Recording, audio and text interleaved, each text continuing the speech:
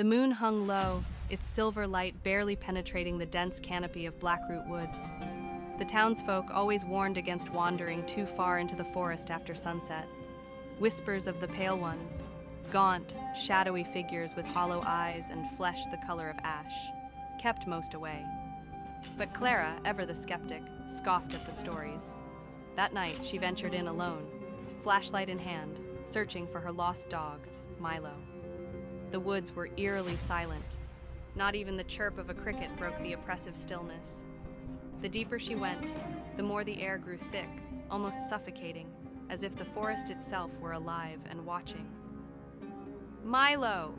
Clara called, her voice trembling despite her best efforts to stay calm. Her flashlight beam sliced through the dark, revealing gnarled tree roots and claw-like branches. A rustle to her left froze her in place. She whipped the beam toward the sound, only to catch a fleeting glimpse of something impossibly tall and thin darting behind a tree. "Hello?" she whispered, her voice barely audible. The silence pressed back, heavy and cold.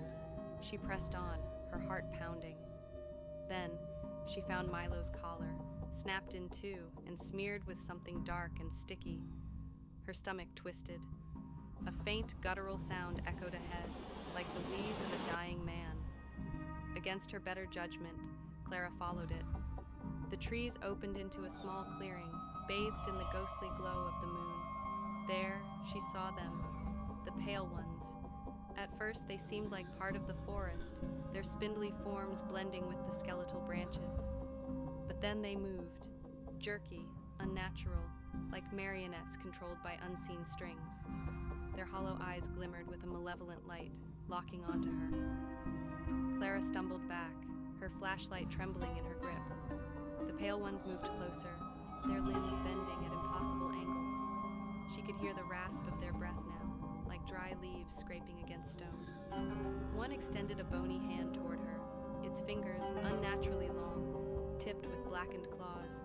She screamed and ran, the flashlight bouncing wildly in her hand. The forest seemed to close in around her, roots snagging her feet and branches clawing at her face.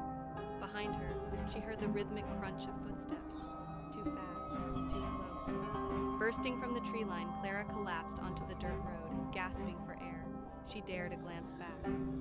The Pale Ones lingered at the edge of the forest, their hollow eyes glowing faintly in the dark. One raised its hand, pointing at her, its face contorted into a grotesque smile. Then, they melted back into the shadows, leaving only the sound of the wind in their wake. Clara never returned to Blackroot Woods, but some nights, when the wind was just right, she swore she could hear Milo barking, and the faint wheeze of something unnatural calling her name.